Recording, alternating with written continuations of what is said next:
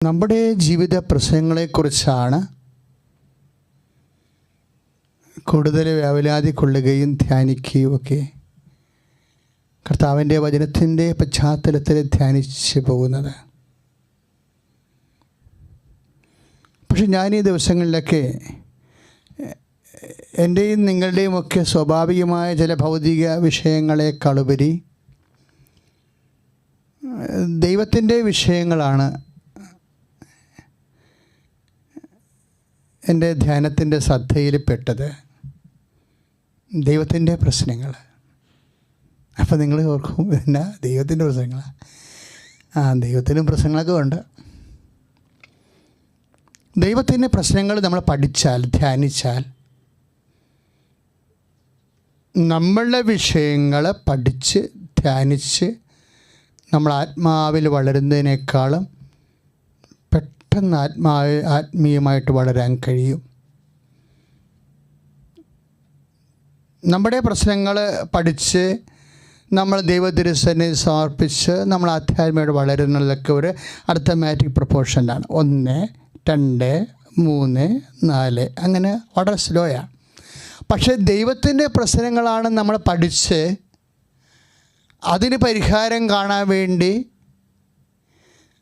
നമ്മൾ സുവിശേഷത്തെ പശ്ചാത്തലമാക്കി സമീപിക്കുകയാണെന്നുണ്ടെങ്കിൽ നമ്മുടെ ആധ്യാത്മിക വളർച്ച ജിയോമെട്രിക്കൽ പ്രൊപ്പോർഷൻ, ക്ഷേത്രഗണിത അനുപാതത്തിലായിരിക്കും. 2, 4, 8, 16, 32, 64 അങ്ങനെ പോകും. പെട്ടെന്ന് വളർന്നു പോകും.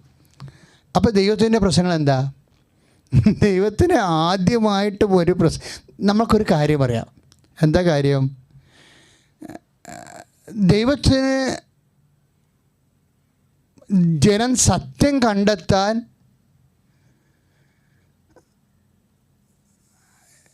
ജനത്തെ ഒരുക്കിയേ പറ്റത്തുള്ളൂ. അല്ലെങ്കിൽ ജനം ഋഷിമാർ പ്രാർത്ഥിച്ച പോലെ അന്ധകാരത്തിൽ ഇങ്ങനെ അലഞ്ഞ് കാലത്തിൻ്റെ അവസാനം വരെ നടക്കും. അപ്പം ജനം സത്യം കണ്ടെത്തണം. ഈ സത്യത്തെ ചൂണ്ടിക്കാണിച്ച് അനുഭവിക്കാൻ there must be somebody to summon. ആരെങ്കിലും ഒരാളെ വിളിക്കാതിരിക്കാൻ പറ്റത്തില്ല. അതാണ് ദൈവത്തിൻ്റെ ഒരു പ്രശ്നം. അങ്ങനെയാണ് ദൈവം അബ്രാഹത്തെ വിളിക്കുന്നത്. ദൈവം അബ്രാഹത്തെ വിളിക്കും. ഇതുപോലെ തന്നെ ഒരു പ്രശ്നമാണ് ഇപ്പോൾ ഐസയായുടെ വചനങ്ങൾ നമ്മൾ വായിക്കണില്ലേ? അതൊരു പ്രശ്നമാണ് ശരിക്കും. ഐസയായുടെ വചനങ്ങൾ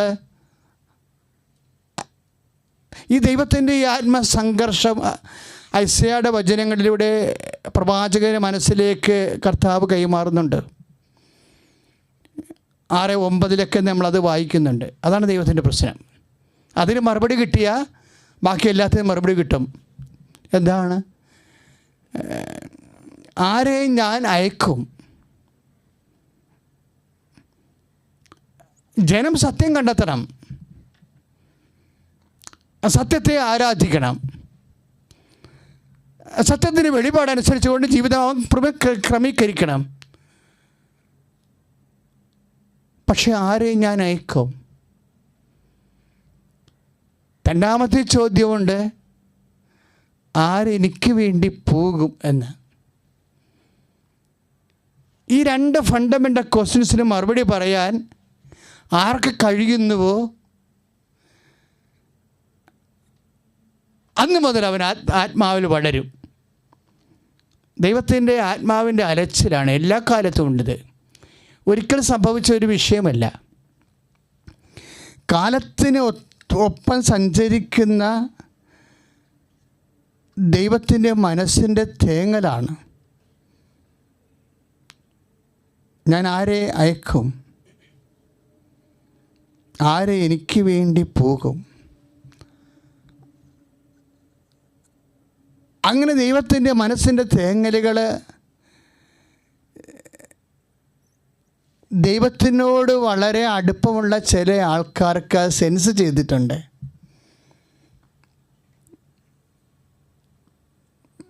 അത് ആന്തരികമായി ഒരു പ്രചോദനം തോന്നി. This is not my place. ആദ്യം തോന്നിയത് എൻ്റെ സ്ഥലമല്ല എന്ന് തോന്നിയത്. ഇങ്ങനെയല്ല കാര്യങ്ങൾ ചെയ്യേണ്ടത്, ഇങ്ങനെയല്ല പ്രാർത്ഥിക്കേണ്ടത്, ഇങ്ങനെയല്ല ദൈവത്തെ, ഇങ്ങനെയല്ല ജീവിതം ക്രമീകരിക്കേണ്ടത് എന്നൊക്കെ ഉള്ളൊരു അസ്വസ്ഥത ആദ്യം തോന്നിയത്. അതൊരു ദൈവവിളിയാണ്. ആദ്യം തോന്നിയത് എബ്രാഹത്തിനാണ്. എബ്രാഹാം ദൈവത്തിൻ്റെ വിളി കേട്ടു. എബ്രാഹാം ദൈവത്തോട് പറഞ്ഞു, എന്നെ അയക്കുക. നമ്മൾ 11:27 ഉൽപ്പത്തി പുസ്തകത്തിൽ വായിക്കുന്നുണ്ട്, എന്നെ അയക്കുക, ഞാൻ പൊയ്ക്കൊള്ളാമെന്ന്. നമുക്കറിയാം, ഇങ്ങനെ പോകുന്നവർ അജ്ഞാതമായ ഒരു കാലത്തിലേക്കും ദേശത്തിലേക്കുമാണ് സഞ്ചരിക്കേണ്ടി വരുന്നത്. അതാണ് ചാലഞ്ച്. എപ്പോഴും വെളിയിലൊരു ചാലഞ്ച് ഉണ്ടാകും. അജ്ഞാതമായ കാലത്തേക്കും ദേശത്തേക്കും ദൈവനാമത്തിൽ പോകുന്ന, ഇപ്പം കുടുംബജീവിതം പോലും അങ്ങനെയല്ലേ. പ്രത്യേകിച്ച് അപരിചിതമായ അനുഭവങ്ങളല്ലേ കുടുംബജീവിതത്തിൽ നമുക്കുണ്ടാവുന്നത്. അജ്ഞാതമായ ദേശത്ത് അപരിചിതമായ അനുഭവങ്ങളിലൂടെയാണ് നമ്മൾ പലരും കുടുംബജീവിതം തുടങ്ങി വെക്കുന്നത്. എല്ലാം അങ്ങനെയാണ്. ജോലി തേടിയുള്ള പ്രയാണങ്ങളുമെല്ലാം അജ്ഞാതമായ ദേശത്തേക്ക്, അപരിചിതമായ സാഹചര്യങ്ങളിലേക്കുള്ള വിളിയാണ്. എല്ലായിടത്തും ദൈവവിളിയുണ്ട്. എല്ലാം ദൈവത്തിൻ്റെ വിളിയാണ് തിരിച്ചറിയുന്ന സ്ഥലത്ത് വെച്ച് നമ്മളുടെ സ്നേഹ ദൈവ സാന്നിധ്യ അവബോധം ഇങ്ങനെ വർദ്ധിച്ചുകൊണ്ട് വരും. ഈ ദൈവ സാന്നിധ്യ അവബോധം തൻ്റെ അപരിചിതമായ സ്ഥലങ്ങളിലും ദേശങ്ങളിലും കാലങ്ങളിലും ജോലി സ്ഥലങ്ങളിലുമൊക്കെ ഒരു വ്യക്തിക്ക് തോന്നിയാൽ ആ വ്യക്തി അത് ഫോളോ ചെയ്യണം. അല്ലെങ്കിൽ ഭാരം കട്ടിയായിട്ട് വരും.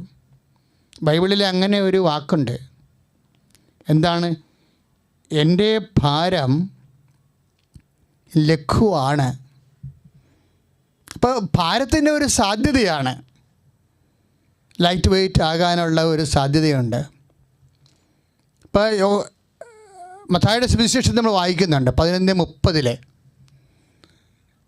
അധ്വാനിക്കുന്നവനെ ഭാരം വഹിക്കുന്ന 11:28-29-30 അധ്വാനിക്കുന്നവനെ ഭാരം വഹിക്കുന്നവനെ എൻ്റെ അടുക്കൽ വരിക. അപ്പം അങ്ങനെ സൂര്യൻ ഉണ്ടായ കാലം മുതൽ ഇന്ന് വരെ ആരും വിളിച്ചിട്ടില്ല. ഒരാൾ മാത്രമേ ഈ പ്രപഞ്ചത്തിൽ മനുഷ്യരാശി അങ്ങനെ വിളിച്ചിട്ടുള്ളൂ, കം ടു മീ എന്ന് പറയാൻ. ചങ്കൂറ്റത്തോടെ ചങ്കുറപ്പോടെ ഭാരം വഹിക്കുന്നവനെ നീ എൻ്റെ അടുത്ത് വരിക, ഞാൻ നിന്നെ ആശ്വസിപ്പിക്കാം എന്ന് വാഗ്ദാനം. നമുക്കറിയാം, വിശ്വാസി സഞ്ചരിക്കുന്നത് വാഗ്ദാനത്തിലേക്കാണ്. വിശ്വാസി ആശ്രയം വെക്കുന്നതും വാഗ്ദാനത്തിലേക്കാണ്. നമ്മുടെ ജീവിതം വാഗ്ദാനത്തെ പ്രത്യാശ അർപ്പിച്ചുകൊണ്ടുള്ള ഒരു മുന്നേറ്റമാണ്. ശ്രുതികട ഹല്ലേലൂയ. യേശുവേ സ്തോത്രം.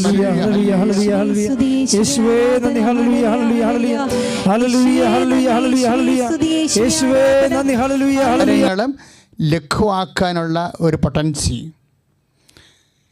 ഇതെങ്ങനെയാണ് ഈ ഭാരങ്ങളെ ലഘുവാക്കുന്നതെന്ന് നമ്മുടെ ഓരോരോ ദൗത്യങ്ങളിൽ ഇരിക്കുന്ന ആൾക്കാർക്ക് ആവശ്യമായി വരും.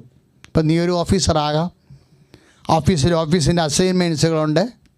നീ ഒരു ജീവിത പങ്കാളിയാണ്, നീ ഒരു ഹൗസ് വൈഫാണ്. ഹൗസ് വൈഫിൻ്റെ ആയിട്ടുള്ള ഒത്തിരിയേറെ കുടുംബ ബാധ്യതകളുണ്ട്. ഭാരമാണ്.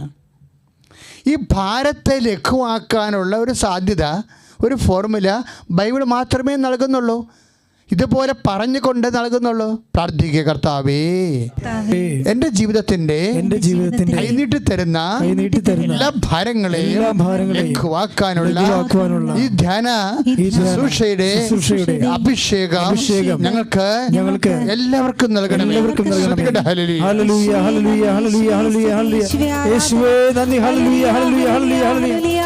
യേശുവേ നന്ദി, യേശുവേ നന്ദി.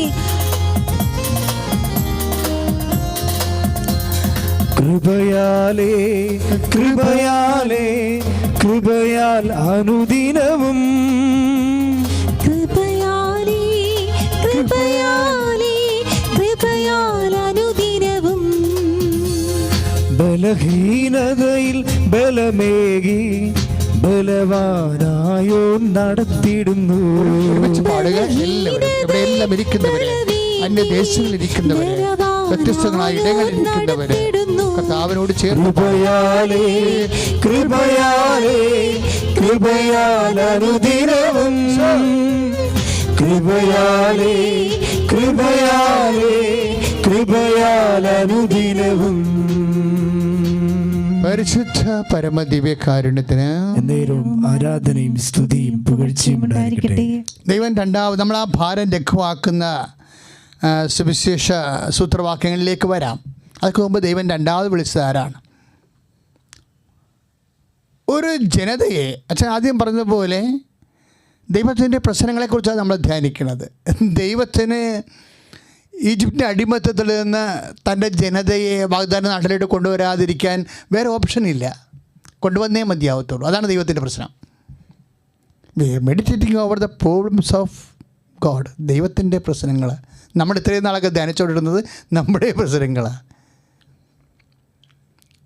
ദൈവത്തിൻ്റെ പ്രശ്നം എന്താണ്? ഈജിപ്തിൻ്റെ അടിമത്തത്തിൽ നിന്നും അജ്ഞാത ദേവന്മാരെ ആരാധിക്കുന്ന അന്ധകാരത്തിൽ നിന്നും തൻ്റെ ജനതയെ തിരിച്ചു കൊണ്ടുവന്ന ആ ജനതയിലൂടെ ലോകത്തെ മുഴുവൻ സത്യത്തിൻ്റെ പ്രകാശത്തിലേക്ക് കൊണ്ടുവരാതിരിക്കാൻ പറ്റത്തില്ല. ദൈവത്തിന് വേറെ തിരഞ്ഞെടുപ്പില്ല. അപ്പം ഇനി അവിടെ വരുന്ന വിഷയം എന്താ? അവിടെയും വരും, ആരെയും ഞാൻ അയക്കും. പൈസ 6-8 പിന്നെ വർക്കൗട്ട് ചെയ്യും. ആരെയും ഞാൻ അയക്കും, ആരെനിക്ക് വേണ്ടി പോകും. അങ്ങനെ ദൈവം കണ്ടുപിടിച്ച ആളാണ് മോസസ്. ഇപ്പം 2:11 എക്സോഡസ് നമ്മൾ വായിക്കുന്നുണ്ട്. മോസസ് ദൈവത്തെ കാണുന്നത്. ഇവരെല്ലാം ദൈവത്തെ കണ്ട ആൾക്കാരാണ്. മോസസും മുൾപ്പടപ്പിൽ വെച്ച് ദൈവത്തോട് പറഞ്ഞു, എന്നെ അയക്കുക, ഞാൻ പോകാം. ആദ്യം കുറച്ച് തടസ്സങ്ങളൊക്കെ പറഞ്ഞ് മോസസ് കർത്താവിൻ്റെ വാക്ക് കേട്ട് തൻ്റെ ജനത്തെ വാഗ്ദാന നാട്ടിലേക്ക് എത്തിക്കാം ജോഷുവയുടെ നേതൃത്വത്തിൽ. അതിനുശേഷം ന്യായാധിപന്മാർ കർത്താവിൻ്റെ സഭയെ ഭരിക്കും, നയിക്കും. അങ്ങനെ വിളിക്കപ്പെട്ട ആളാണ് സാമുവൽ. സാമുവലിനോടും ദൈവം വിളിക്കുകയാണ്. വാഗ്ദാന പേടകത്തിൻ്റെ അരികിൽ കിടന്നുകൊണ്ട് സാമുവൽ ഹേലിയും പുരോഹിതനും കൂടി ഉറങ്ങും. പെട്ടെന്ന് സാമുവൽ 1 സാമുവൽ 1:3 നമ്മളിത് വായിക്കുന്നുണ്ട്. ഈ ഭാഗം ദ കോൾ ഓഫ് സാമുവൽ. വാഗ്ദാനപ്പെടുന്ന അരികിൽ കിടന്നുകൊണ്ട് ഉറങ്ങുന്ന സാമുവലിനെ ദൈവം വിളിക്കും, സാമുവൽ, സാമുവൽ. അപ്പം ഹേലിയോട് വന്ന് ചോദിക്കും, പ്രഭു എന്നെ വിളിച്ചോ? അപ്പോൾ ഹേലി 3-ാമത്തെ പ്രാവശ്യം വിളിച്ച് കഴിയുമ്പോൾ പറയും, ഇത് ആൾ വേറെ ആണ്, ഇത് കർത്താവാണ്. ഇനി നിന്നെ വിളിക്കുമ്പോൾ ലോർഡ് ഹിയർ ഐ ആം, ഇതാ ഞാൻ എന്ന് പറയണം. അങ്ങനെ സാമുവലിനെ വിളിച്ചോ, അവനെ വളർത്തി, അവനെ ന്യായാധിപനാക്കി. ശ്രുതികട്ടെ ഹല്ലേലൂയ, യേശുവേ സ്തോത്രം, ഹല്ലേലൂയ, ഹല്ലേലൂയ, ഹല്ലേലൂയ, ഹല്ലേലൂയ, ഹല്ലേലൂയ, ഹല്ലേലൂയ, യേശുവേ നന്ദി, നന്ദി, ഹല്ലേലൂയ, ഹല്ലേലൂയ, ഹല്ലേലൂയ, ഹല്ലേലൂയ, ഹല്ലേലൂയ, ഹല്ലേലൂയ, ഹല്ലേലൂയ, യേശുവേ ആരാധന, ഹല്ലേലൂയ, ഹല്ലേലൂയ, യേശുവേ നന്ദി, യേശുവേ നന്ദി, ഹല്ലേലൂയ. സ്ഥാനം ഏറ്റെടുത്ത് കർത്താവിൻ്റെ ജനങ്ങളെ ഈശോയ്ക്ക് ദൈവത്തിന് വേണ്ടി ഭരിച്ച് നയിച്ച് നടന്ന കാലം കഴിഞ്ഞപ്പോൾ ജനങ്ങളുടെ ഇടയിൽ ഒരു വിപ്ലവം ഉണ്ടായി. ഫിലിസ്തീർ, ജബൂസേർ, അങ്ങനെയുള്ള എല്ലാ കാട്ടുജാതിക്കാരും രാക്ഷസവർഗങ്ങളെല്ലാം ജനങ്ങളെ ആക്രമിക്കണ കണ്ടപ്പോൾ അവർക്കൊക്കെ രാജാവുണ്ടായി. അപ്പോഴവരൊക്കെ യുദ്ധം ജയിച്ചപ്പോൾ ഇവർ വിചാരിച്ചു രാജാവ് ഉണ്ടാകാത്താണ് കുഴപ്പമെന്ന് വിചാരിച്ചു. അപ്പോൾ ജനങ്ങൾ സാമുവലിനോട് പറഞ്ഞു, ഞങ്ങൾക്കും രാജാവിനെ വേണമെന്ന് പറഞ്ഞു. അങ്ങനെ ദൈവം സാമുവലിലൂടെ ജനത്തിൻ്റെ നിലവിളി കേട്ടുകൊണ്ട് അവർക്ക് രാജാവിനെ കൊടുക്കും. അങ്ങനെയാണ് സാവൂൾ രാജാവാകണത്. അതും ഒരു വിളിയാണ്. ദൈവം വിളിച്ച സാവൂളിനെ സാമുവൽ പ്രവാചകൻ തിരിച്ചറിഞ്ഞുകൊണ്ട് അഭിഷേക തൈലത്താൽ ദൈവത്തിന് വേണ്ടി, ജനത്തിന് വേണ്ടി ശൗലിനെ അഭിഷേകം ചെയ്തുകൊണ്ട് അവനെ രാജാവാക്കും. സ്തുതിക്കട്ടെ, ഹല്ലേലൂയ. ഈ ദൈവവിളികളെയെല്ലാം നമ്മൾ പരിശോധിക്കുകയായിരുന്നു. നമ്മളുടെ ധ്യാന വിഷയം ദൈവത്തിൻ്റെ പ്രശ്നങ്ങളും നമ്മുടെ ആധ്യാത്മിക മുന്നേറ്റവുമാണ്. എങ്ങനെ ദൈവത്തിൻ്റെ പ്രശ്നങ്ങളെ പഠിച്ചുകൊണ്ട് നമ്മുടെ ആധ്യാത്മിക മുന്നേറ്റം നമുക്ക് കൈവരിക്കാൻ കഴിയുമെന്നുള്ളതാണ് ധ്യാനത്തിൻ്റെ അന്വേഷണം. അച്ഛൻ ആദ്യം കാണിച്ചു തന്നത് അബ്രാഹത്തെ, പിന്നെ കണ്ടത് മോസസ്. അങ്ങനെ നമ്മൾ സാമുവേലിനെ കണ്ടു, സൗലിനെ കണ്ടു. ഇവരെല്ലാം നമ്മൾ തൽക്കാലം വിടുകയാണ്. എന്താ കാര്യമെന്നറിയാവോ? ഇവരെല്ലാം ദൈവം നേരിട്ടാണ് വിളിച്ചിരിക്കുന്നത്. എല്ലാവരെയും തന്നെ ഇമ്മീഡിയറ്റ് കോളാണ്, പെട്ടെന്നുള്ള വിളിയാണ്. ഇങ്ങനെ ദൈവത്തിന് എല്ലാവരെയും നേരിട്ട് വിളിക്കാൻ പറ്റുമോ? അപ്പോൾ സ്വാഭാവികമായിട്ട് ദൈവവിളിക്ക് ഇവർ നമ്മളെ സംബന്ധിച്ചിടത്തോളം ഒരു ടാൻസിബിൾ മോഡൽ ആണോ എന്ന് ചോദിച്ചാൽ പഠിക്കേണ്ട വിഷയമാണെന്നേ ഞാൻ പറയത്തുള്ളൂ. കാര്യം എന്നെ ആകർഷിക്കുന്നത് ഇവരല്ല. കാര്യം ദൈവത്തെ കാണാതെ വിളിക്കുന്ന കുറേ ആൾക്കാരുണ്ട്. ഇവരുടെ കാലം കഴിയുമ്പോൾ വരുന്നത് ആൾക്കാർ, ഇവരുടെ ഇടയിൽ വരുന്ന കുറേ ആൾക്കാരുണ്ട്. അവർ ദൈവത്തെ കണ്ടില്ല. ഇത് മോസസിനെ വിളിച്ച പോലെ ഇപ്പം എബ്രഹാത്തിന് സ്വരം കേട്ടതാ, സാമുവേലും സ്വരം കേട്ടതാ, മോസസ് മുൾപ്പടപ്പിൽ ദൈവത്തെ കണ്ടതാണ്. ഇങ്ങനെ കാണുകയും കേൾക്കുകയും ചെയ്യാതിരുന്നിട്ടും തങ്ങൾ വിളിക്കപ്പെട്ടു എന്ന് വിശ്വസിച്ചുകൊണ്ട് കുറേ ആൾക്കാർ ഭാരത്തെ ലഘുവാക്കിയിട്ടുണ്ട്.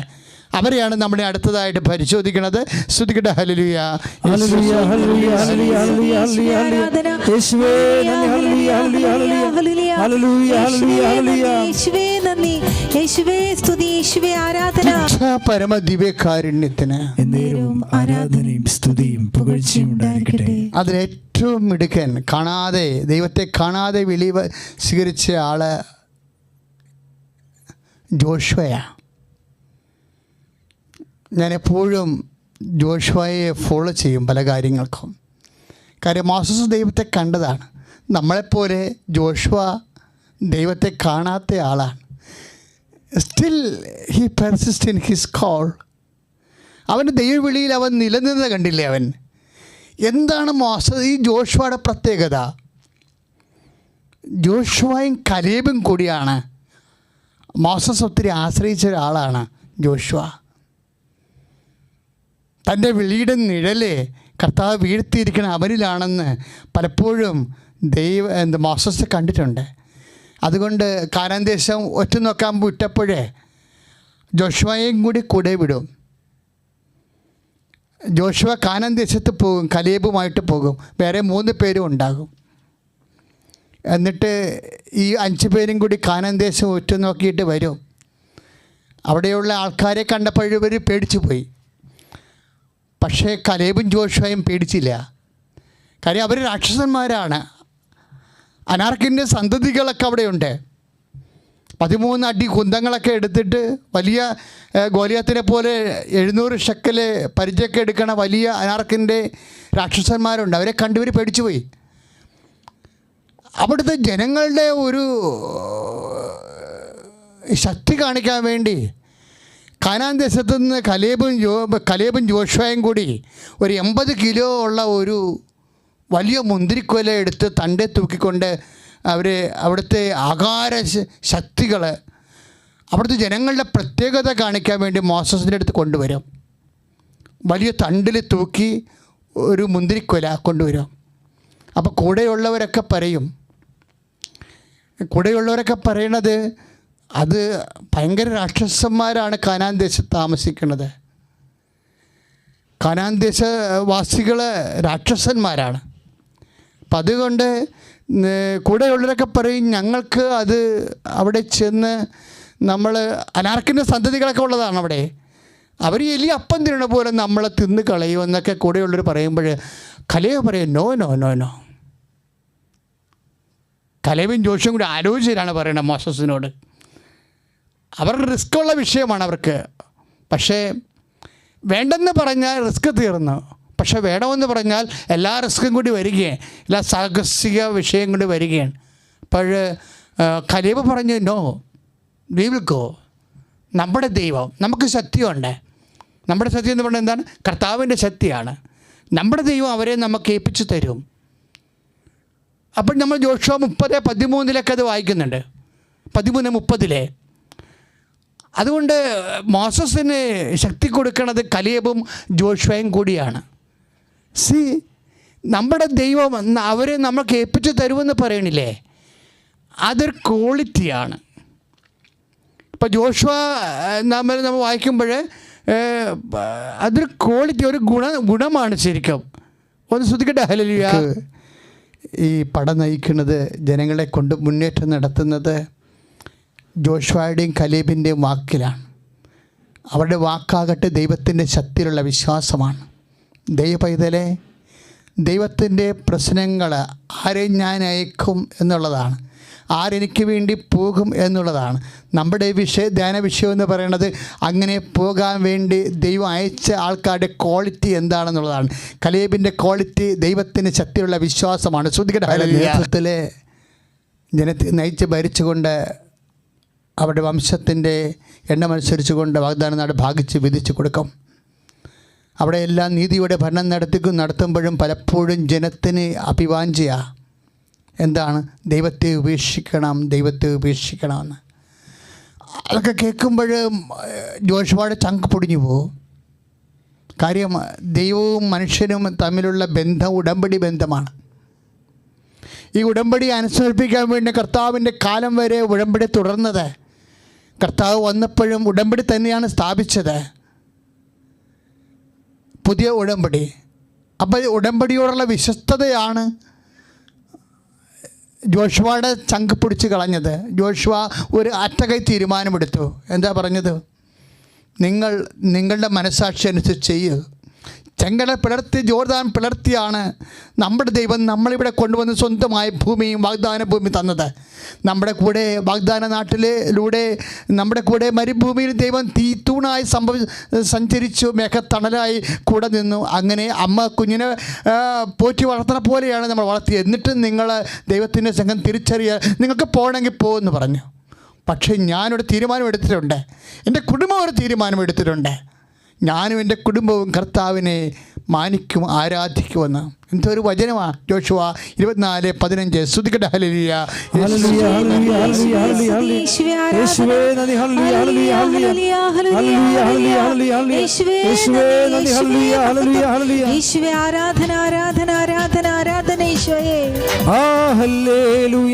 ജയം ഹല്ലേലൂയ. യേശു കർത്താവ് ജീവിക്കുന്നു. ഹല്ലേലൂയ. ജയം ഹല്ലേലൂയ. യേശു കർത്താവ് ജീവിക്കുന്നു. യേശു കർത്താവ് ജീവിക്കുന്നു. പരിശുദ്ധ പരമ ദിവ്യകാരുണ്യത്തിന് ആരാധനയും സ്തുതിയും പുകഴ്ചയും ഉണ്ടായിരിക്കട്ടെ. പരിശുദ്ധ പരമ ദിവ്യകാരുണ്യത്തിന് ആരാധനയും സ്തുതിയും പുകഴ്ചയും ഉണ്ടായിരിക്കട്ടെ. മക്കളെ, ജോഷുവയുടെ ക്വാളിറ്റി എന്താ? ജോഷുവയുടെ ക്വാളിറ്റി എന്താണ്? ദൈവത്തോടുള്ള ശരണമാണ്. ജനങ്ങളൊക്കെ വിജൃംഭിച്ചുകൊണ്ട് ഓരോരുത്തർ പിൻകാല ഇട്ട് അവരവരുടെ താന്താങ്ങളുടെ വഴികളിലേക്ക് പോകുന്നു. എപ്പോഴും താന്താങ്ങളുടെ വഴിയിലേക്ക് പോകാനുള്ള പ്രലോഭനം ഉണ്ടാകും. കർത്താവ് പറഞ്ഞിട്ടുണ്ട് അപ്പോസ്തലന്മാരോട്, നിങ്ങൾ എല്ലാം എന്നെ വിട്ട് താന്താങ്ങളുടെ വഴിയിലേക്ക് പോകുമെന്ന്.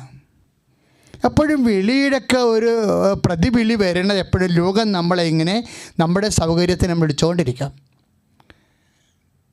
അപ്പോൾ നമ്മുടെ സുഖവും സൗകര്യവും നോക്കിക്കൊണ്ട് ഒരു പിന്മാറ്റം ഉണ്ടാകും ചിലപ്പോൾ. ആ പിന്മാറ്റത്തിന് എതിരെ വരുന്ന ക്വാളിറ്റിയാണ് ഫെയ്ത്ത്, ഹോപ്പ് ആൻഡ് ചാരിറ്റി. ദൈവിക പുണ്യങ്ങൾ എങ്ങനെയാണ് വരണത്? പിന്മാറ്റത്തിൻ്റെ എതിർമൂല്യങ്ങളായിട്ടാണ് വരണത്. ഇപ്പോൾ മോസസിന് ഉണ്ടായിരുന്ന ആ മൂല്യം ജോഷുവയ്ക്കുണ്ട്. ആ മൂല്യം ജോഷുവ എന്നാ പറഞ്ഞത്? നിങ്ങൾ പോണേ പോയിക്കൊള്ളൂ. ഇപ്പോൾ പത്രോസും പറഞ്ഞില്ലേ 6:68 കർത്താവ് ചോദിച്ചില്ലേ, if you do you also want to go, നിങ്ങൾക്കും പോകണമെന്നുണ്ടോ എന്ന് ചോദിച്ചില്ലേ? എപ്പോഴും ഈ ചോദ്യം ദൈവം ആരെ ഞാൻ അയക്കും, ആരെനിക്ക് വേണ്ടി പോകും എന്നുള്ള 6:8 അതിൻ്റെ ബദൽ ചോദ്യങ്ങളുണ്ട്. If you want to go you can go, നിങ്ങൾക്ക് പോകണമെങ്കിൽ പോകാമെന്ന് പറഞ്ഞില്ലേ? 6:67 നമ്മൾ വായിക്കുന്നുണ്ട് യോഹന്നാൻ്റെ സുവിശേഷം. അപ്പോൾ പത്രോസ് ഒരു തീരുമാനമെടുക്കും, ഞങ്ങൾ ഒരിടത്തും പോകത്തില്ല. എന്താണ് കാര്യം? വാഗ്ദാന നാട് നിൻ്റെ കൂടെയാണ്. നിത്യജീവന്റെ വചനങ്ങൾ അങ്ങേ പക്കലല്ലോ. ശ്രുതികട ഹല്ലേലൂയ, ഹല്ലേലൂയ, ഹല്ലേലൂയ, ഹല്ലേലൂയ. യേശുവേ നന്ദി, ഹല്ലേലൂയ, ഹല്ലേലൂയ, ഹല്ലേലൂയ, ഹല്ലേലൂയ. യേശുവേ സ്തുതി, ഹല്ലേലൂയ, ഹല്ലേലൂയ, ഹല്ലേലൂയ, ഹല്ലേലൂയ, ഹല്ലേലൂയ.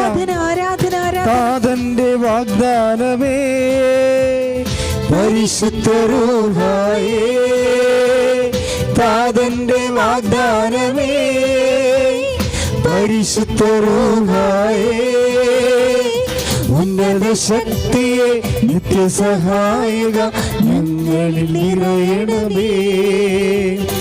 ഉന്നത ശക്തിയെ നിത്യസഹായക ഞങ്ങളിൽ നിറയണമേ. പരിശുദ്ധ പരമദിവ്യ കാരുണ്യത്തിന് എന്നേരം ആരാധനയും സ്തുതിയും പുകഴ്ചയും ഉണ്ടായിരിക്കട്ടെ. ജോഷുവയുടെ ക്വാളിറ്റി എന്താണ്? ട്രസ്റ്റാണ്. ഇപ്പം കലേബിൻ്റെ ക്വാളിറ്റി എന്താണ്? ദൈവത്തിൻ്റെ ശക്തിയിലുള്ള വിശ്വാസമാണ്. ജോഷുവയുടെ ക്വാളിറ്റി എന്താണ്? ശരണമാണ്. എപ്പോഴും ഈ ക്വാളിറ്റിയാണ് ഇവരെ വിളിക്കാൻ കാരണമായത്. അതായത് ഇപ്പം നമ്മൾ ഓർക്കണം, നമുക്ക് എല്ലാ നമുക്ക് എങ്ങനെ ഭാരങ്ങളെ ലഘുവാക്കാമെന്നാണ് ഈ ധ്യാനം അന്വേഷിക്കുന്നത്. എങ്ങനെയാണ് ജോഷുവയ്ക്ക് ഭാരങ്ങൾ ലഘുവായത്? എങ്ങനെയാണ് കാലേബിന് ഭാരങ്ങൾ ലഘുവായത്? അവർ ദൈവത്തിന് ശക്തിയിൽ വിശ്വസിച്ചു, ദൈവത്തിൻ്റെ സ്നേഹത്തിൽ ശരണം പ്രാപിച്ചു. അപ്പോഴാണ് അവരുടെ ഭാരങ്ങളെല്ലാം ലഘുവായത്. പ്രാർത്ഥിക്കുക, കർത്താവായ ദൈവമേ, എൻ്റെ ജീവിതത്തിലെ എനിക്ക് നൽകിയ വിളി സ്വീകരിച്ചുകൊണ്ട് അതിനെ സാക്ഷാത്കരിക്കാൻ കർത്താവേ ഞാൻ അനുഭവിക്കുന്ന ഭാരങ്ങളെ ലഘുവാക്കുന്ന ദൈവിക പുണ്യങ്ങളായ ദൈവസ്നേഹത്താൽ കലേബിനെ പോലെ വിശ്വാസത്താൽ ശരണത്താൽ യോശുവയെപ്പോലെ അഭിഷേകം ചെയ്യാൻ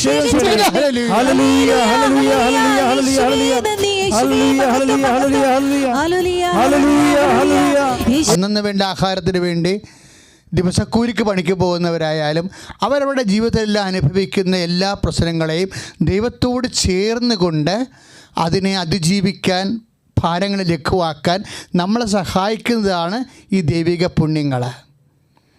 ദൈവത്തെ കാണാത്ത ആൾക്കാരിലുണ്ടായിരുന്ന കലേബിലെ ജോഷുവയെ കണ്ടു. ഇനി അടുത്തത് ആരാണ്? ദൈവജനത്തെ നയിച്ച ആളാണ് ദാവീദ്. ദാവീദിൻ്റെ ഗുണം എന്തായിരുന്നു? ഒത്തിരി ദോഷങ്ങളെക്കുറിച്ചാണ് നമ്മൾ എപ്പോഴും ദാവീദിനെക്കുറിച്ച് പ്രസംഗിക്കപ്പെടുന്നത്. നിങ്ങൾക്കറിയാമല്ലോ, അങ്ങനെ ദോഷമുള്ള ആൾക്കാരെ വല്ലൊരു കർത്താവിൻ്റെ ജനത ഏൽപ്പിക്കുമോ? അപ്പോൾ there must be A truth somewhere else. എവിടെയോ മനുഷ്യൻ കാണാത്ത ഒരു സത്യം ദൈവം കാണുന്നുണ്ട്. അതാണ് വിഷയം. മനുഷ്യരൊക്കെ ആക്ഷേപിക്കുകയും തോന്നിവാസം പറയുകയും കരുതേക്കുകയും ചെയ്യുമ്പോഴും ദൈവത്തിന് വേണ്ടി, ദൈവത്തിൻ്റെ ജനത്തിന് വേണ്ടി കാണാവുന്ന ഏതോ ഒരു ക്വാളിറ്റി ഈ ദാവീദിൻ്റെ ഉള്ളിൽ ദൈവം കണ്ടിട്ടുണ്ട്. ദാവീദ് കർത്താവ് എന്ന് പറഞ്ഞാൽ ഭ്രാന്തി പിടിക്കും. അതാണ് ഏറ്റവും വലിയ പ്രശ്നം. ദാവീദിന് കർത്താവെന്ന് കേട്ടാൽ, കണ്ടിട്ടില്ല, ആളെ വിളിച്ചിട്ടില്ല, പക്ഷേ പകർന്നു കിട്ടിയ വിശ്വാസമാണ്. പക്ഷെ കർത്താവെന്ന് കേട്ടാൽ, നമുക്കറിയാമല്ലോ, ബൈബിളിൽ രസകരമായൊരു ഭാഗമാണ് ഈ ദാവീദ് യുദ്ധക്കളത്തിൽ വരുന്നത്. ദാവീദ് യുദ്ധക്കളത്തിൽ വരുന്നില്ലേ? ഫിലിസ്തീനുമായിട്ട് യുദ്ധം നടത്തുമ്പോഴേ ദാവീദ് യുദ്ധക്കളത്തിൽ വരും. എന്നാണെന്നറിയാമല്ലോ, അയാൾ യുദ്ധം പഠിച്ചിട്ടില്ല, അപ്പം പഠിപ്പിച്ചിട്ടില്ല. ഭയങ്കര സങ്കടമായിരുന്നു യുദ്ധം പഠിപ്പിക്കാത്ത കാരണം. കുറേ കന്നുകാലികളൊക്കെ ഉണ്ടായിരുന്ന കാരണം ഈ ആടിനെ മേയ്ക്കാൻ വേണ്ടി രാവിലെ പറഞ്ഞു വിടുമെന്നല്ല, യുദ്ധം പഠിപ്പിച്ചിട്ടില്ല. പക്ഷെ കർത്താവിനെ അറിയാം.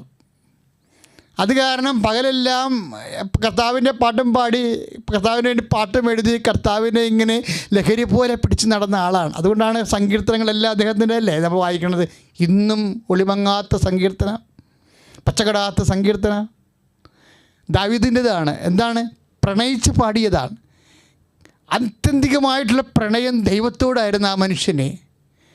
അപ്പോൾ ഇവിടെ വരുമ്പോൾ ഫിലിസ്തീൻ അവിടെ ഗോലിയാത്ത് ദൈവജനത്തെ വെല്ലുവിളിക്കുകയാണ്. ഇറങ്ങി വാടാ ചുണയുണ്ടെങ്കിൽ ഏത് ദൈവം ഓടാന്നൊക്കെ പറഞ്ഞുകൊണ്ട് വിളിച്ചുകൊണ്ടിരിക്കുകയാണ്.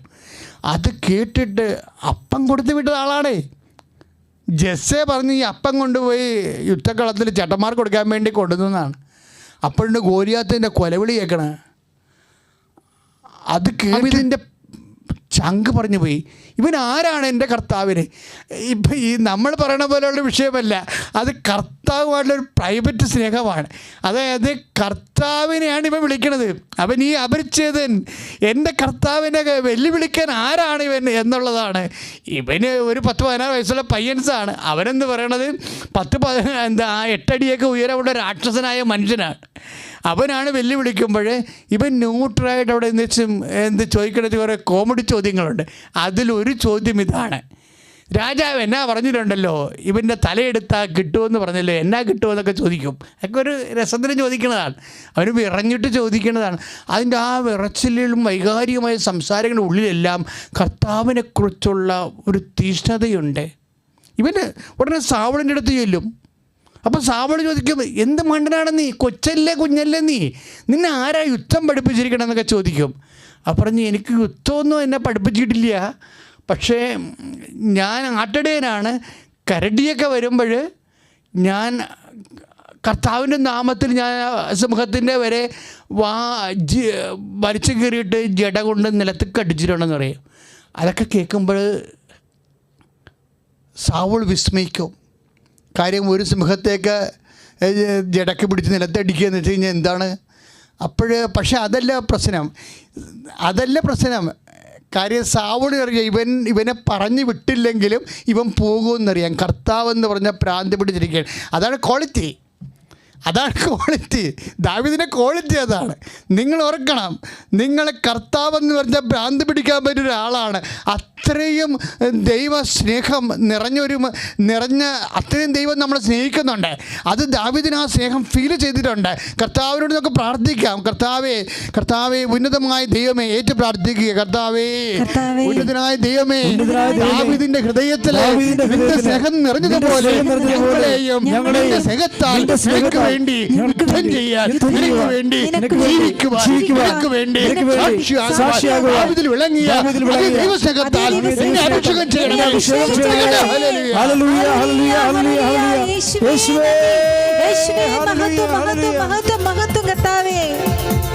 കർത്താവേ അവൻ്റെ കൂടെ ഉണ്ടായിരിക്കണേ. നീ പോവുക, കർത്താവ് നിൻ്റെ കൂടെ.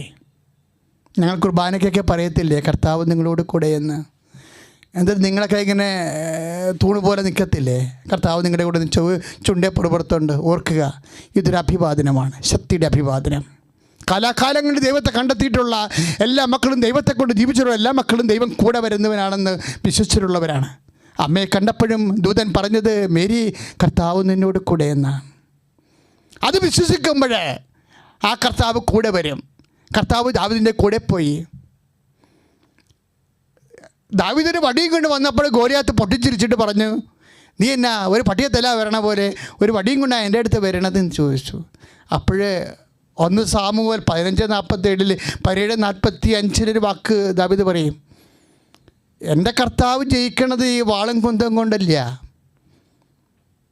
1 സാമുവേൽ 17:45-47 തിരുവചനങ്ങളല്ലേ. എൻ്റെ കർത്താവ് ജയിക്കണത് വാളും കുന്തം കൊണ്ടില്ല. കർത്താവ് യുദ്ധം ചെയ്യണതും വാളും കുന്തം കൊണ്ടില്ല. നിൻ്റെ പെടലി ഞാൻ എടുക്കുമെന്ന് പറയാം. അങ്ങനെയാണ് ദൈവവിളി നമ്മൾക്ക് ഭാരങ്ങൾ ലഘുവാകണത്. ഹല്ലേലൂയ, ഹല്ലേലൂയ, ഹല്ലേലൂയ, ഹല്ലേലൂയ, യേശുവേ നന്ദി. ഇന്നും എൻ്റെ കൂടെയുണ്ട് നാഥൻ, ഭയപ്പെടില്ല, ഞാൻ ഭയപ്പെടില്ല. ഇന്നും എൻ്റെ കൂടെയുണ്ട് നാഥൻ, ഭയപ്പെടില്ല, ഞാൻ ഭയപ്പെടില്ല.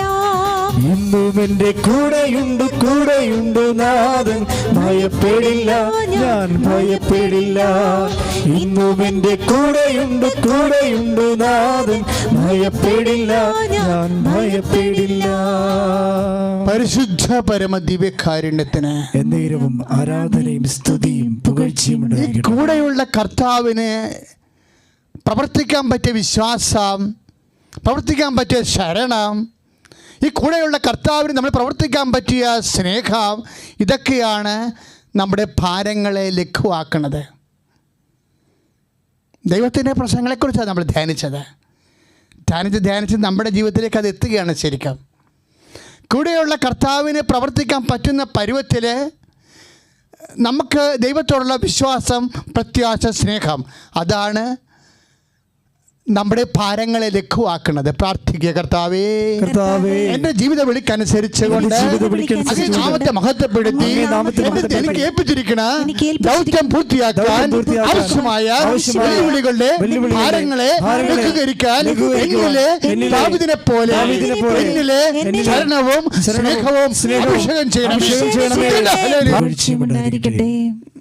സാവൂള് രാജാവിൻ്റെ കാലത്ത് നടന്ന രണ്ടാമത്തെ യുദ്ധവിജയം നയിച്ചത് ബൈബിളിലെ അധികം ചർച്ച ചെയ്യപ്പെടാത്തൊരു വ്യക്തിയാണ്, ജോനാഥാൻ. ഈ ജോനാഥാനൊക്കെ ഇല്ലേ, ദാവീദ്. എന്തിനാ നമ്മൾ ഇവരെ ധ്യാനിക്കണമെന്ന് അറിയാവോ? ഇവരുടെ ഉള്ളിലുള്ള ഒരു ഷിവൽറി ഉണ്ട്, ഒരു ധൈര്യം, ശക്തി. അതൊക്കെ അതിൻ്റെ സോഴ്സ് എന്താണെന്ന് നമ്മൾ ആലോചിക്കുക. അത് കർത്താവിലുള്ള വിശ്വാസമാണ്. ജോനാഥാൻ 600 പേരുമായിട്ട് സാവൂൾ രാജാവ് നിർമ്മാതകത്തിൻ്റെ താഴ്വരയിൽ വിശ്രമിക്കുമ്പോഴേ എന്ത് ചെയ്യണമെന്നറിയാൻ പാടില്ല. മലമുകളിലാണെങ്കിൽ ഫിലിസ്ത്യരെ അട്ടഹസിച്ച് കൊണ്ട് വെല്ലുവിളിക്കുകയാണ്. അവർ 10,000 മനുഷ്യരുണ്ട്, ഇവർ വളരെ കുറഞ്ഞ ആൾക്കാരേ ഉള്ളൂ. അപ്പോൾ ദാവീദൊക്കെ പേടിച്ചിരിക്കുകയാണ്. ഒന്നാമത്തേൽ ഒരു മണ്ടൻ തീരുമാനം എടുത്തിട്ടുണ്ട് അദ്ദേഹം. എല്ലാത്തിനെയും കൊണ്ട് ഓത്ത് ചെയ്യിച്ചു. കാര്യം എന്താണ്? ഇനി ഭക്ഷണം കഴിക്കണമെങ്കിൽ ഫിലിസ്ത്യരെ ആക്രമിച്ച് കീഴടക്കി എടുക്കിട്ടേ ഭക്ഷണം കഴിക്കത്തുള്ളെന്ന്. അതൊക്കെ ജോഷുവയുടെ കാലത്തുണ്ടായ ചില പാരമ്പര്യങ്ങൾ അദ്ദേഹം ഏറ്റെടുത്തതാണ്. പക്ഷേ അതിനുള്ള ത്രാണി ഇദ്ദേഹത്തിനില്ല, കൂടെ ജനങ്ങളുമില്ല. അശക്തരാണ്, അശരണരാണ്. എന്ത് ചെയ്യണമെന്ന് അറിയാൻ പാടില്ലായിരുന്നപ്പോൾ ജോനാഥൻ പെട്ടെന്നൊരു തീരുമാനം എടുത്തു. ജോനാഥനും വേറെ ഒരു കൂട്ടുകാരനും കൂടി ആ യുദ്ധത്തിൻ്റെ മുന്നണിയിൽ നിന്ന്, ആ പട്ടാളക്കാരുടെ കൂട്ടത്തിൽ നിന്ന് അവരവിടെ നിന്ന് പിൻവലിഞ്ഞു. അവർ ഒളിച്ചവിടുന്ന് പോയി. എന്നിട്ട് പറഞ്ഞ് അപ്പൻ അറിയരുതെന്ന് പറഞ്ഞു. ജോനാഥൻ പറഞ്ഞ വാക്കുകളാണ്. അവർ ഫിലിസ്ത്യരുടെ 10,000 മനുഷ്യർ, പട്ടാളക്കാർ താവളമടിക്കുന്ന മലമുകളിൻ്റെ താഴെ വന്നു. താഴെ വന്നിട്ട് ഉടുമ്പ കയറണ പോലെ ഈ കിഴക്കാന്തുക്കായ മലയോരങ്ങൾ കയറുമ്പോഴേ കൂടെയുള്ളവൻ ചോദിക്കും, കൂടെയുള്ളവൻ പട്ടാളക്കാരനാണ്, ജോനാഥനോട് ചോദിക്കും, ജോനാഥൻ, നമ്മൾ 2 പേരല്ലേ ഉള്ളൂ, അവർ 10,000 പേരുണ്ടല്ലോ എന്ന് പറയും. അപ്പോൾ ജോനാഥൻ ഒരു ഡയലോഗ് പറയും. അതാണ് അവൻ്റെ ക്വാളിറ്റി. അതാണ് 1 സാമുവേൽ 14:6. എണ്ണം കൂടുന്നതും എണ്ണം കുറയുന്നതും കർത്താവിന് ഒരുപോലെയാണെന്ന്. സ്തുതിക്കട്ടെ, ഹല്ലേലൂയ. പരമദിവ്യകാരുണ്യത്തിന് ആരാധനയും സ്തുതിയും പുകഴ്ചയും ഉണ്ടായിരിക്കട്ടെ. ഇതിലെല്ലാം ഉണ്ട് ജോനാഥൻ്റെ ഒരു വാക്കിൽ. ആ യുദ്ധം എങ്ങനെ ജയിക്കണമെന്നറിയാവോ? ജോനാഥന് ഇങ്ങനെ ഉടുമ്പ് കയറണ പോലെ കയറി മുകളിലോട്ട് വരണ കാണുമ്പോൾ ഫിലിസ്ത്യൻ പട്ടാളം അട്ടഹസിച്ചിട്ട് പറയാം, കയറുവാ, നിന്നെ ഞങ്ങളെ അരിഞ്ഞ് കഴുകന്മാർക്ക് കൊടുക്കുമെന്ന് പറയും. എന്നിട്ട് ഈ മനുഷ്യൻ കയറി ചെല്ലും. കിഴക്കാന്തൊക്കെ മലയോരങ്ങൾ കയറി ചെന്നിട്ടും അപ്പോഴും പറയുന്നത് എന്താണ്?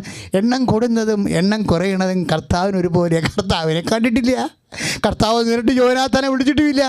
പക്ഷേ ഈ മനുഷ്യന് കർത്താവിനോടുള്ള കാണാത്ത കർത്താവ്, തന്നെ വിളിച്ചെന്ന് നേരിട്ട് വിളിക്കാത്ത കർത്താവ്, പക്ഷേ അവനോടുള്ള തീഷ്ണത, അതാണ് ജോനാഥൻ്റെ ക്വാളിറ്റി. എങ്ങനെയാണ് ഇവിടെ ഭാരങ്ങൾ ലഘുവാക്കിയത്? 10,000 നമുക്കത് കാണാൻ പറ്റും. അവർ കർത്താവിൻ്റെ ശക്തിയിലാണ് വിശ്വസിക്കുന്നത്, അവർ യുക്തിയിലല്ല വിശ്വസിക്കുന്നത്. ഇന്നത്തെ കാലത്ത് സഭയ്ക്കുള്ള ഒരു പ്രത്യേകത അതാണ്.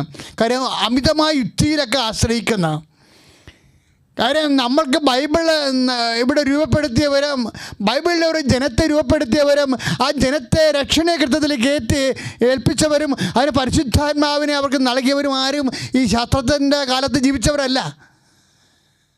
അവരവരുടെ ശക്തി ഉപയോഗിച്ചത് കർത്താവിൻ്റെ ശക്തിയിലാണ് അവർ വിശ്വസിച്ചത്. അതാണ് പറയുന്നത്, എണ്ണം കൂടിയാലും കുറഞ്ഞാലും കർത്താവിനെല്ലാം ഒരുപോലെയല്ലേ എന്ന്. എൻ്റെ ദൈവപൈതലെ, കർത്താവിനെ സത്യം വിശ്വസിച്ചപ്പോൾ എന്നാ പറ്റിയത്? പുറപ്പാട് 14 നമ്മൾ വായിക്കുന്നതാണ്. മോസസിൻ്റെ പാരമ്പര്യത്തിലുള്ള അനുഭവമാണ്. കർത്താവാണ് യുദ്ധം ചെയ്യുന്നത്. നിങ്ങൾ മൗനമായിരുന്നാൽ മതിയെന്ന് കർത്താവ് യുദ്ധം ചെയ്തു. അവർ തന്നെ ഫിലിസ്ത്യർ അവസാനം തന്നെ തമ്മിൽ തല്ലാൻ തുടങ്ങി. അതെന്താ കാര്യം? ദൈവജനത്തെ ദൈവം എങ്ങനെ സംരക്ഷിച്ചു, അഥവാ ദൈവത്തെ വിശ്വസിക്കുന്നതിലൂടെ, അവിടെ പ്രയത്നങ്ങളിലൂടെ, അവിടെ സാക്ഷ്യങ്ങളിലൂടെ എങ്ങനെ സംരക്ഷിച്ചു എന്ന് നമ്മൾ നോക്കുകയാണ്. ജോനാഥൻ്റെ ക്വാളിറ്റി എന്താണ്? കർത്താവിൻ്റെ ശക്തിയിലുള്ള വിശ്വാസം. സൈന്യത്താലല്ല, ശക്തിയാലല്ലെന്ന് നമ്മൾ സക്രിയ 4:6 വായിക്കുന്നുണ്ട്. അത് സക്രിയയിൽ മാത്രമുള്ള അനുഭവമല്ല. അത് ആരെല്ലാം ദൈവത്തെ എന്നെല്ലാം എവിടെയെല്ലാം വെച്ച് കണ്ടുമുട്ടിയിട്ടുണ്ടോ അവർക്കുണ്ട അനുഭവങ്ങളാണ്. ദൈവം രക്ഷിക്കണത് സൈന്യത്താലല്ല, ദൈവം രക്ഷിക്കണത് ശക്തിയാലല്ലെന്ന്. ജോനാഥൻ നോക്കുമ്പോഴെന്താണ്? അവൻ ഒന്ന് കൈ ഓങ്ങിയതേ ഉള്ളൂ. പക്ഷേ കർത്താവ് 1000 വട്ടം കൈ ഓങ്ങിക്കൊണ്ട് അവർ തന്നെ തമ്മിൽ തല്ലാനും അവർ രാജ്യം വിട്ടു പോകാനും തുടങ്ങി. അങ്ങനെയാണ് ജനത്തെ ജോനാഥൻ സംരക്ഷിച്ചത്. ജോനാഥൻ്റെ വിശ്വാസത്തിൽ നിന്നുകൊണ്ട്. ശ്രുതികട്ടെ ഹല്ലേലൂയ, യേശുവേ സ്തോത്രം, ഹല്ലേലൂയ. ഇവരെല്ലാം നിസ്സാരമായി കണ്ടതെന്ന്, അവർക്ക് കിട്ടിയ ആന്തരിക അഭിഷേകം എന്താണെന്ന് നമ്മൾ കാണുകയായിരുന്നു.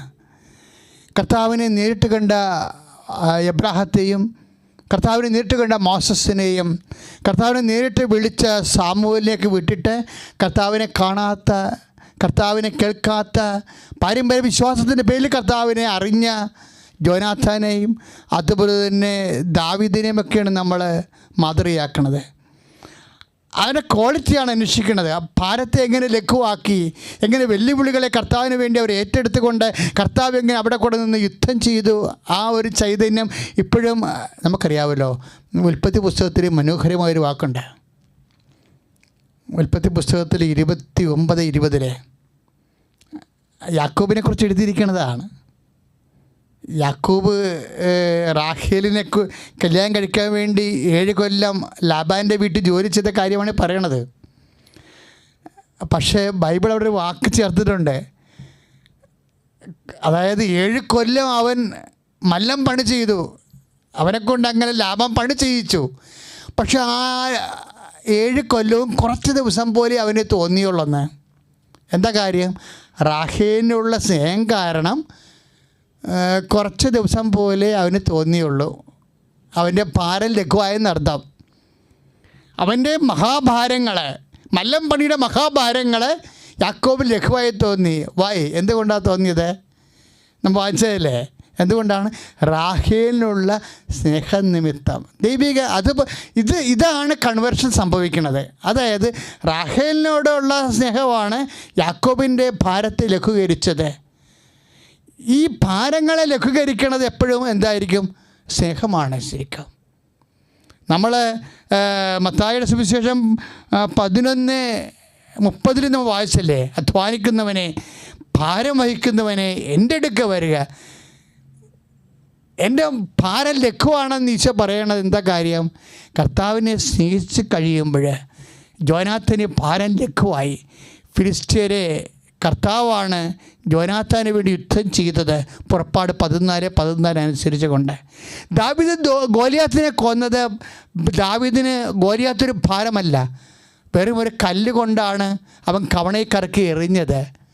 പക്ഷേ ആ കല്ല് ഒരു 200 കിലോ ഭാരമുള്ള കല്ലാക്കി കർത്താവ് മാറ്റിയിട്ട് അതിൻ്റെ പ്രകടശേഷി ദൈവത്തിൻ്റെ ദൂതനാണ് അവന് നെറ്റിക്കടിക്കുന്നത്. ദാവീദ് ഓങ്ങുക മാത്രമാണ് ചെയ്യണത്. കറക്കി എറിഞ്ഞതെ കൊണ്ട് കൊള്ളിക്കണത് ആരാണ്? അവരെ വീഴ്ത്തുന്നത് ആരാണ്? അത് കർത്താവാണ്. അപ്പം ഭാരം ലഘുവാകും. ഓരോ ഭാരവും ഇവരെല്ലാം ലഘുവാക്കിയത് എങ്ങനെയാണ്? ദൈവത്തെ സ്നേഹിച്ച്, ദൈവത്തെ വിശ്വസിച്ച്, ദൈവത്തെ ശരണപ്പെട്ടുകൊണ്ട്. ദൈവപൈതലേ, എൻ്റെയും നിൻ്റെയും ദൗത്യം ദൈവം എന്നെയും നിന്നെ ഏൽപ്പിച്ചിരിക്കുന്നത് ആ ഏത് ഭാരമായാലും അത് ലഘുവാക്കാനുള്ള ഏറ്റവും വലിയ അഭിഷേക ശക്തി എന്ന് പറയുന്നത് ദൈവിക പുണ്യങ്ങളായ വിശ്വാസവും പ്രത്യാശയും സ്നേഹവും തന്നെയാണ്. പ്രാർത്ഥിക്കാം. കർത്താവായ ദൈവമേ, എൻ്റെ ജീവിത ഭാരത്തെ ലഘൂകരിക്കാൻ ആവശ്യമായ ദൈവിക പുണ്യങ്ങളായ ദൈവവിശ്വാസത്തെ സ്നേഹത്താൽ, അങ്ങനെ ശരണത്താൽ അഭിഷേകം ചെയ്യണമേ. ആശീർവാദ പ്രാർത്ഥനയുടെ സമയമാണിത്. നമ്മൾ ദേശത്തെ മുഴുവനായി ആശീർവദിക്കാൻ, കർത്താവിൻ്റെ നാമത്തെ ആശീർവദിക്കാൻ ദൈവജനം ഈ നിമിഷം വിശ്വാസത്തിൽ ശക്തിപ്പെടുക. നിങ്ങൾ എഴുന്നേറ്റ് നിന്നിട്ട് ലോകത്തെ മുഴുവനും ആശീർവദിക്കണം. നിങ്ങൾ കർത്താവിൻ്റെ സന്തതിയാണെന്നുള്ള ബോധ്യം നിങ്ങൾക്കുണ്ടാവണം. കർത്താവിൽ വിശ്വസിച്ചുകൊണ്ട് കർത്താവിൻ്റെ ജനത കലേബിൻ്റെ കാലം മുതൽ ജോഷുവായും ജോനാർത്ഥാനും ദാവീദും എല്ലാവരും കർത്താവിൽ വിശ്വസിച്ചുകൊണ്ടാണ് തങ്ങളെ അഭിമുഖീകരിച്ചത്. ജനത്തെ അഭിമുഖീകരിച്ച വസന്തയിൽ നിന്നും എല്ലാ തരത്തിലുള്ള പീഡനങ്ങളിൽ നിന്നും ശത്രുക്കളിൽ നിന്നും ജനത്തെ സംരക്ഷിച്ചത്. അതേ കർത്താവ് തന്നെയാണ് ഇപ്പോഴും ജീവിച്ചിരിക്കുന്നത്. ജനതയെ നിൻ്റെ വിശ്വാസം നീ ഉജ്ജീവിപ്പിക്കുക, നീ എഴുന്നേൽക്കുക. നിന്റെ കർത്താവിൻ്റെ നാമത്തിൽ നീ എഴുന്നേറ്റുകൊണ്ട് ലോകത്തെ നീ ആശീർവദിക്കുക. ലോകത്തെ ബാധിച്ചിരിക്കുന്ന ഈ മഹാവിപത്തുകളിൽ നിന്ന് വിട്ടൊഴിയാൻ വേണ്ടി കർത്താവിൻ്റെ നാമത്തെ പ്രാർത്ഥിക്കട്ടെ. സ്തുതിക്കട്ടെ. ഹല്ലേലൂയ. ലോകത്തെ ആശീർവദിച്ചുകൊണ്ട് പ്രാർത്ഥിക്കുന്ന കർത്താവേ, ലോകത്തെ മുഴുവനും കർത്താവേ, 8 ദിക്കുകളിലും കർത്താവേ, നിന്റെ നാമത്തിൽ 8 ദിക്കുകളെ ആശീർവദിച്ചുകൊണ്ട് പ്രാർത്ഥിക്കുന്ന കർത്താവേ, നിന്റെ വിശുദ്ധരക്തം ലോകത്തിലേക്ക് തളിക്കപ്പെടട്ടെ. നിന്റെ വിശുദ്ധരക്തം ലോകത്തിലേക്ക് തളിക്കപ്പെടട്ടെ. നിന്റെ വിശുദ്ധരക്തം ലോകത്തിലേക്ക് തളിക്കപ്പെടട്ടെ. നിന്റെ വിശുദ്ധരക്തം ഓരോ രാജ്യങ്ങൾ തളിക്കപ്പെടട്ടെ. നിന്റെ വിശുദ്ധരക്തം ഓരോ രാജ്യങ്ങൾ തളിക്കപ്പെടട്ടെ. ഓരോ രോഗികൾ തളിക്കപ്പെടട്ടെ. 16 രാജ്യങ്ങൾ ഒഴിച്ച് ബാക്കി എല്ലാ രാജ്യങ്ങളും കർത്താവേ കോവിഡ് ബാധിച്ച് കഴിഞ്ഞ കർത്താവേ, ആരോഗ്യ പ്രവർത്തന കർത്താവേ, രോഗബാധിതരിൽ കർത്താവേ, ക്വാറന്റൈനിൽ താമസിക്കുന്ന കർത്താവേ, ദൈവത്തിന്റെ രക്തം, കർത്താവിന്റെ രക്തം, വിശുദ്ധ രക്തം, സത്യരക്തം, സൗഖ്യത്തിന്റെ രക്തം എല്ലാം കർത്താവേ അഭിഷേകിക്കട്ടെ. മാർഗരോഗങ്ങളെ, തീരവേദികളെ, ദേശത്തോടും അനാഥ ആരുമില്ലാതെ അലഞ്ഞു നടക്കുന്നവർക്ക് വേണ്ടി പ്രാർത്ഥിക്കാൻ, അവർക്കൊരു ഇടം കിട്ടാൻ,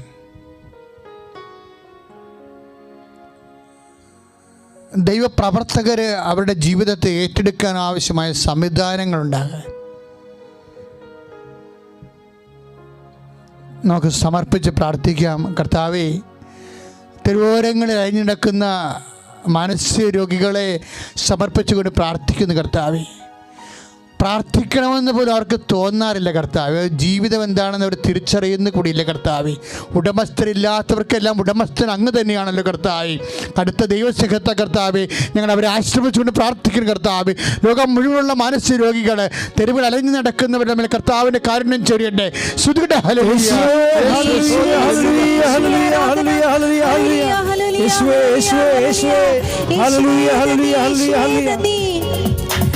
എല്ലാ തിന്മകളിൽ നിന്നും കർത്താവെ മോചിക്കണേ. എല്ലാ രോഗങ്ങളെയും ഈശോയെ സുഖമാക്കണേ. എല്ലാ തിന്മകളിൽ നിന്നും കർത്താവെ മോചിക്കണേ. എല്ലാ രോഗങ്ങളെയും ഈശോയെ സുഖമാക്കണേ. രാജ്യവും ശക്തി മഹിമ പ്രതാപം എന്നും എന്നേരവും യേശുവിൻ നാമത്തിൽ ബന്ധനങ്ങൾ അഴിയട്ടെ. രാജ്യവും ശക്തി മഹിമ പ്രതാപം എന്നും എന്നേരവും യേശുവിൻ നാമത്തിൽ ബന്ധനങ്ങൾ അഴിയട്ടെ. സ്തുതിക്കട്ടെ. ഹല്ലേലൂയ. ഹല്ലേലൂയ. ഹല്ലേലൂയ. യേശുവേ നന്ദി. ഹല്ലേലൂയ. ഹല്ലേലൂയ. യേശുവേ ഹല്ലേലൂയ. ഹല്ലേലൂയ. ആരാധന ആരാധന ആരാധന. ഹല്ലേലൂയ. ഹല്ലേലൂയ. ഹല്ലേലൂയ. ഹല്ലേലൂയ. ഹല്ലേലൂയ. Praise the lord. ഗർഭിണികളെ സമർപ്പിച്ച് പ്രാർത്ഥിക്കാൻ ഈശോ ആവശ്യപ്പെടുന്നു. ഗർഭിണിയെ കാണിച്ചു, അതായത് പ്രത്യേകം ശ്രദ്ധിക്കുക, ഗർഭാവസ്ഥയിൽ എന്തെങ്കിലും തകരാറുള്ളവരെ, കുഞ്ഞിന് വളർച്ചയില്ല, അല്ലെങ്കിൽ വേറെ ഏതെങ്കിലും തരത്തിൽ കുഞ്ഞ് ചേടിപ്പോയിരിക്കുന്നു, അങ്ങനെയൊക്കെ പറയത്തില്ലേ, അതുപോലെ ഗർഭത്തിൽ അടിവയറ്റിൽ എവിടെയെങ്കിലുമൊക്കെ വിഷമം അനുഭവിക്കുന്ന ഗർഭിണികൾ ഈ സമയത്ത് കർത്താവിൻ്റെ നാമത്തിൽ വിശ്വസിച്ചുകൊണ്ട് അമ്മ മാതാവിൻ്റെ മധ്യസ്ഥയിൽ അടിവയറ്റ് കൈവെക്കേണ്ടതാണ്. എവിടെയാണ് വേദനയുള്ളത്? ഉദരരോഗികളും ഈ സമയത്ത് ഉദരത്തിൽ കൈവച്ച് പ്രാർത്ഥിക്കേണ്ടതാണ്. ഉദരരോഗികളിൽ ആൾസർ രോഗികളുണ്ട് അല്ലേ, അതുപോലെ ആൾസർ രോഗികൾ, അർസസ് രോഗികൾ, പിസ്റ്റില രോഗികൾ, PCOD രോഗികൾ, അങ്ങനെ സിസ്റ്റുള്ളവർ, ഗർഭാശയമുള്ളവർ, മൂത്രാശയത്തിൽ കല്ലുള്ളവർ, അങ്ങനെയുള്ള ഓരോ രോഗികളും ഇപ്പോഴേ യേശുനാമത്തിൽ ഉദരത്തിൽ കൈവച്ചുകൊണ്ട് പ്രാർത്ഥിക്കുക. കർത്താവേ, അങ്ങയുടെ നാമത്തിൽ ഞങ്ങൾ പ്രാർത്ഥിക്കണേ ചെയ്യുക. ഉദരരോഗികൾ അങ്ങ് കാണിച്ചു തന്നത് കൊണ്ട് പ്രാർത്ഥിക്കുന്നു കർത്താവേ. അവിടെ അങ്ങയുടെ തിരുമുറിവാർന്ന് വലതുകരം അവിടെ കരങ്ങൾ കർത്താവേ ഉദരത്തിൽ കൈവച്ച് പ്രാർത്ഥിക്കുന്ന ഓരോ രോഗികളുടെ കൈകളിലും കർത്താവേ നിന്റെ തിരുമുറിവാർന്ന വലതുകരം ഉയർത്തുന്നേറ്റ് അണിപ്പെടുത്താറുന്ന അത്ഭുതകരത്തെ കർത്താവേ സ്പർശിക്കണമെന്ന് പ്രാർത്ഥിക്കുന്നു. ഉദര രോഗങ്ങള്, ഗർഭിണിയുടെ അവസ്ഥകള്, യേശു ഗർഭത്തെ ശിശുവിന്റെ എല്ലാ വൈകല്യങ്ങളും യേശു ക്രിസ്തുവിന്റെ ഉന്നതമായ നാമത്തില് സൗഖ്യം പ്രാപിക്കട്ടെ.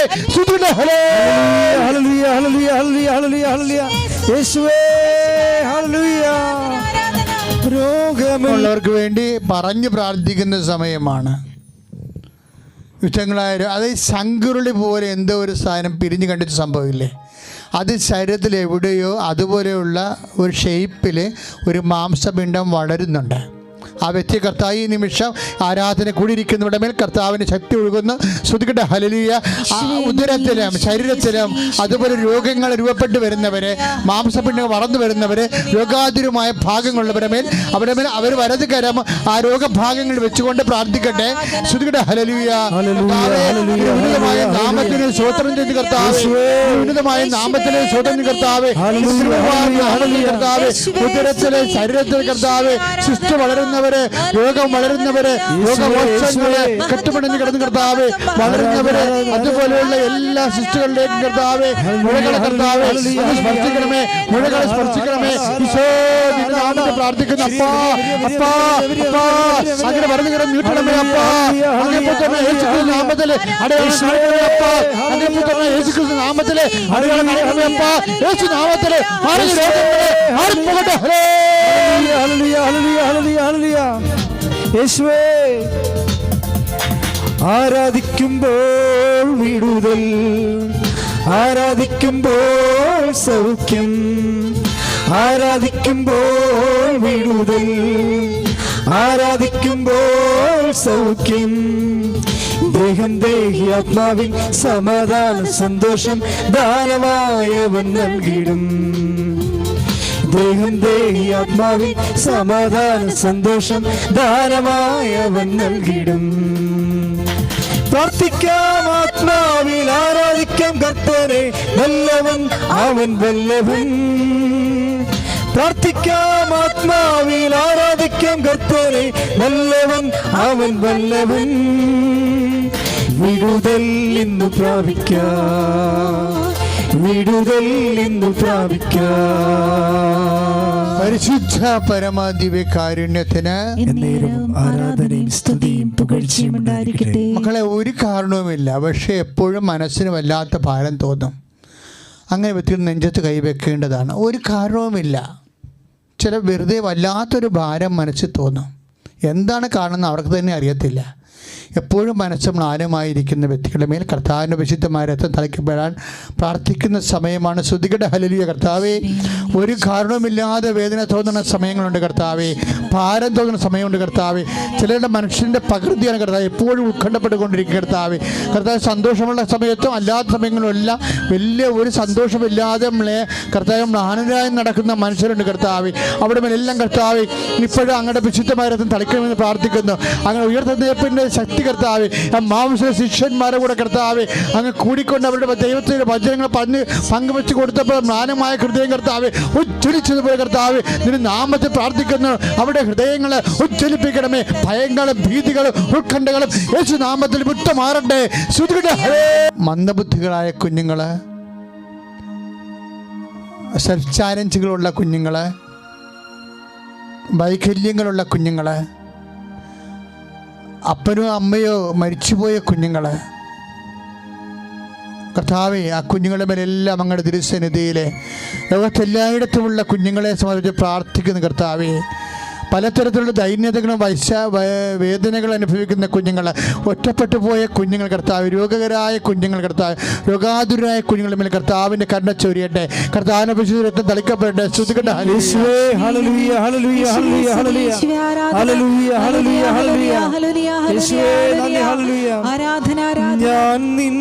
ആ വിഷയങ്ങൾ വീണ്ടും ഇപ്പോഴാരാധന ഓർക്കുക. നീ ഉടമ്പടി ചെയ്ത കാര്യങ്ങൾ, ഒരു കൊല്ലം മുമ്പായാലും നീ ഉടമ്പടി ചെയ്ത കാര്യങ്ങൾ കർത്താവിൻ്റെ തിരുസന്നിധിയിൽ ഇപ്പോൾ ഓർക്കുക.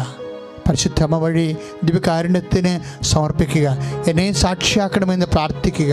മൗനമായി പ്രാർത്ഥിക്കേണ്ട സമയമാണ്. നെഞ്ചത്ത് കൈ പൊത്തി വെച്ചുകൊണ്ട് മൗനമായി പ്രാർത്ഥിക്കുക. ഏതെങ്കിലും വിഷയം കുടുംബത്തിനുണ്ടെങ്കിൽ അത് ചേർത്ത് പ്രാർത്ഥിക്കുക.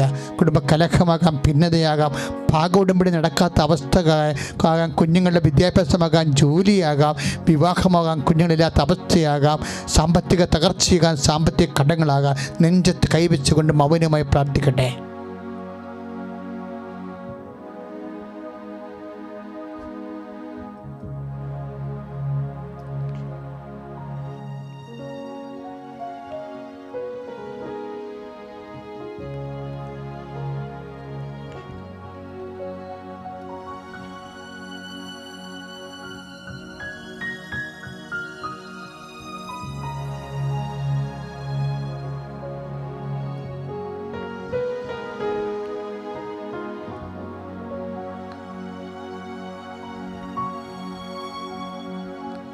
പ്രിയമുള്ളവരെ, നിങ്ങൾക്ക് നിങ്ങളുടെ വീട്ടിലിരുന്നു കൊണ്ട് ഉടമ്പടി ചെയ്യാൻ പറ്റുന്ന രീതിയിലേക്ക് മെയ് 1 തീയതി മുതൽ ഓൺലൈൻ ഉടമ്പടി ശുശ്രൂഷ, ദൈവ ശുശ്രൂഷ ആരംഭിക്കുകയാണ്. 10 മണിക്ക്, മെയ് 1 തീയതി 10 മണിക്ക്. ഇതിൻ്റെ ആധ്യാത്മിക ആസ്തി എന്ന് പറയണത് തീർച്ചയായിട്ടും പരിശ്രമം നിങ്ങളെ സഹായിക്കും. നിങ്ങൾ വിശുദ്ധിയോടെ ജീവിച്ച് കർത്താവിന് സാക്ഷിയായി വളരാനാണ് പരിശുദ്ധ അമ്മ വഴി നമ്മൾ ഉടമ്പടി എടുക്കുന്നത്. ആത്മാവിൻ്റെ ഒരു വസന്തകാലമാണത്. എല്ലാവർക്കും വേണ്ടി ആണ് അത്. കാര്യം SSC എഴുതുന്ന കുഞ്ഞുങ്ങളുണ്ട്. പഠന മേഖലകൾ തന്നെ എങ്ങനെ വരുമെന്ന് നമുക്കറിയത്തില്ല. പക്ഷേ എങ്കിലും പരീക്ഷകളെല്ലാം നടക്കും. പരീക്ഷയ്ക്ക് നിങ്ങൾ ഒരുങ്ങിക്കൊണ്ടേയിരിക്കണം.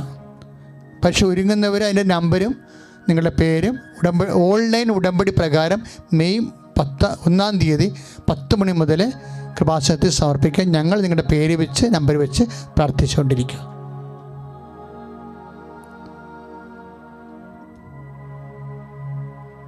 കൃപാസനത്തിലെ മെയ് 1 തീയതി വൈകുന്നേരം 5 മണി മുതൽ മെയ് 1 തീയതി മുതൽ മെയ് 31 തീയതി വരെ പരിശുദ്ധ അമ്മയുടെ വണക്കമാസം ആരംഭിക്കുകയാണ്. അതും നിങ്ങൾക്ക് ലൈവായി വണക്കമാസത്തിൽ പങ്കെടുത്ത് പ്രാർത്ഥിക്കാൻ കഴിയും. നിങ്ങൾക്ക് ഓൺലൈൻ ഉടമ്പടി പ്രകാരം വണക്കമാസത്തിൽ അവിടെ ജപമാല, അതുപോലെ തന്നെ വണക്കം വായന, ജ്ഞാനവായന കഴിയുമ്പോൾ മരിയ സന്ദേശം, അതുകൊണ്ട് ദിവ്യകാരുണ്യ ആരാധന, ആശീർവാദം, ചില ദിവസങ്ങളിൽ കുർബാന ഉണ്ടായിരിക്കും.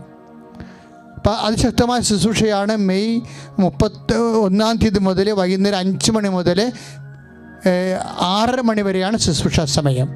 അപ്പോൾ മെയ് 1 തീയതി 10 മണിക്ക് നിങ്ങൾക്ക് ഓൺലൈൻ ഉടമ്പടി ആരംഭിക്കുമ്പോൾ നിങ്ങൾക്ക് നിങ്ങളുടെ ജീവിത ആവശ്യങ്ങൾ വണക്ക പ്രാർത്ഥനയ്ക്ക് സമർപ്പിക്കാവുന്നതാണ്. എല്ലാ ദിവസവും വണക്ക പ്രാർത്ഥനയുണ്ട്.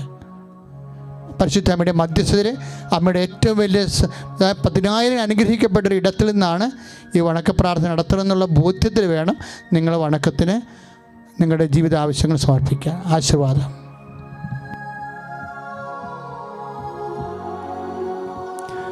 നമ്മുടെ എല്ലാ ജീവിത നിയോഗങ്ങളും സമർപ്പിച്ചുകൊണ്ട് 2 കൈകളും ഉയർത്തി വിളിക്കട്ടെ. യേശുവേ, ഈശോയെ ആരാധന. ഹല്ലേലൂയ, ഹല്ലേലൂയ. ഈശോയെ സ്തുതിക്കട്ടെ. ഹല്ലേലൂയ, ഹല്ലേലൂയ. ഈശോയെ ആരാധന, ആരാധന, ആരാധന. ഹല്ലേലൂയ, ഹല്ലേലൂയ, ഹല്ലേലൂയ, ഹല്ലേലൂയ, ഹല്ലേലൂയ, ഹല്ലേലൂയ. യേശുവേ ആരാധന, ആരാധന, ആരാധന. മഹത്വം, മഹത്വം, മഹത്വം കർത്താവേ.